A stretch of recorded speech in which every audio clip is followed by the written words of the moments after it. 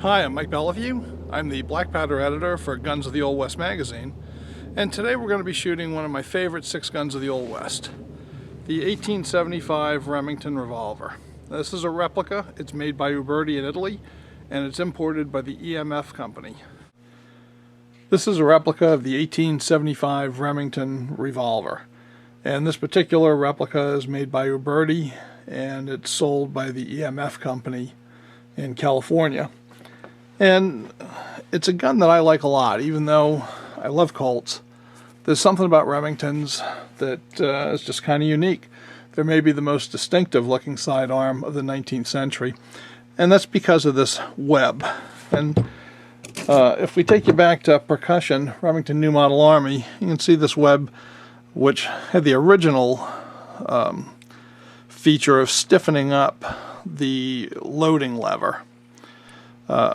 So it actually had an engineering feature, but I suspect that by the time they got to the 1875, they retained the web, not because it stiffened up anything for accuracy or lots of those things that you hear, but I think it was just kind of a trademark issue that the New Model Armies had a web, and they wanted to continue that familiar design feature to differentiate it from the Colt.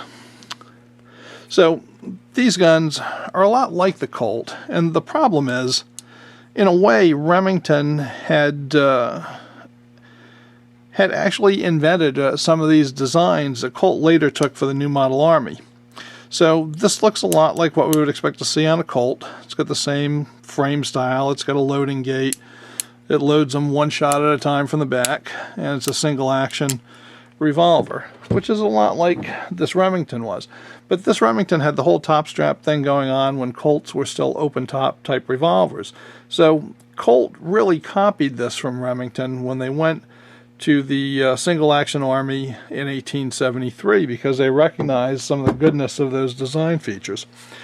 So in a way, Colt stole the march on Remington by coming out with the 1873 and getting it accepted by the Army. So by the time Remington came out with this a couple of years later, it was kind of old news, because there was already a Colt out there that was pretty much the same, accepted by the Army, and had a cartridge that was catching on. Now, most of these Remington 1875s were chambered for the 44 Remington cartridge.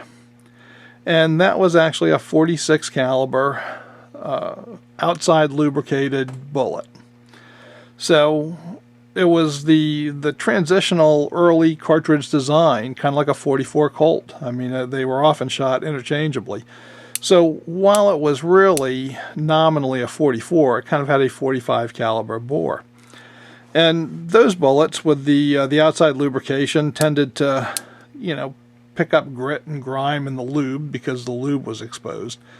But they were the best cartridges for the Remington. Later, towards the end of the run for this gun, which was only about 25,000 units, Remington chambered the gun in 4440, which was the up-and-coming cartridge of the time, and I think everybody in the 19th century chambered one of their models at least in 4440 to take advantage of the availability of that cartridge anywhere you would go.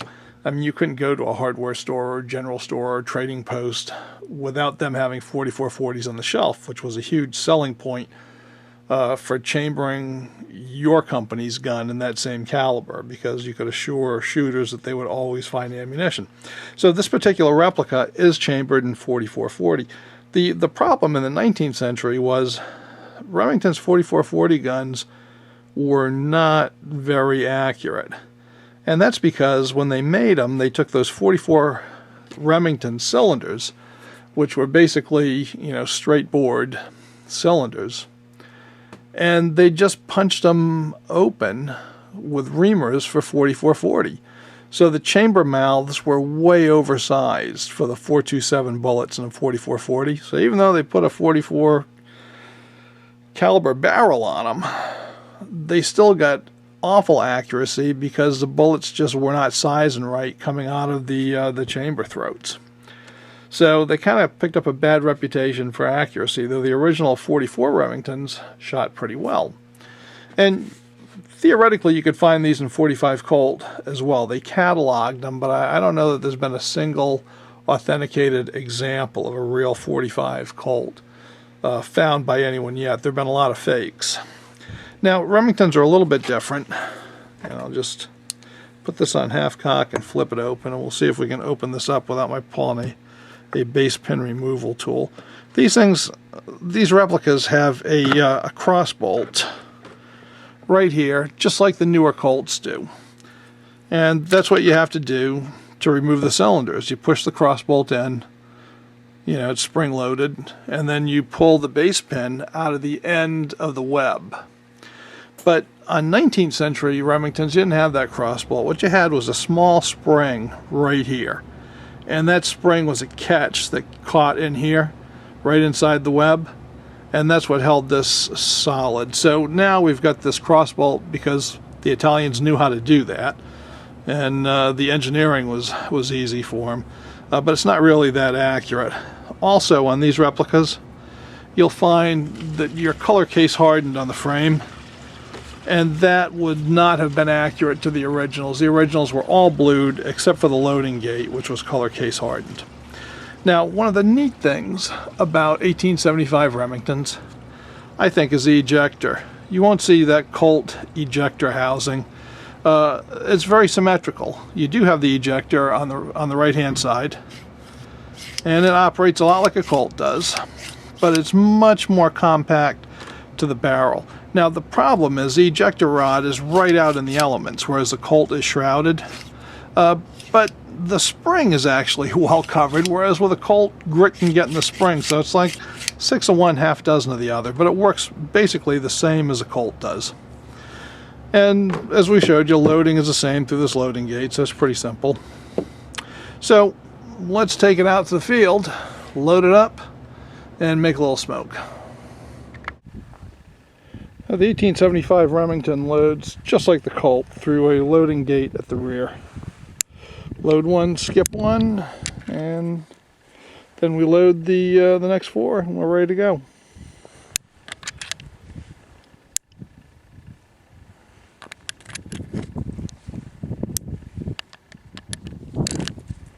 And at this point, when I cock it, it's going to be resting on an empty chamber.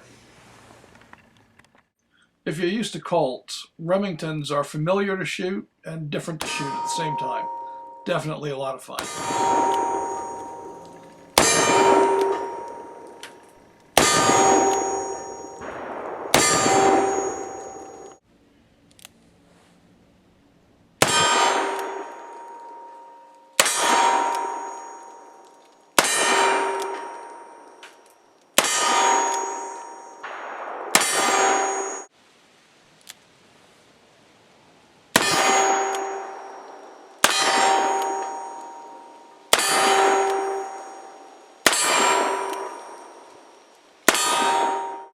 And we'll finish up with the bad guy's view of the 1875 Remington.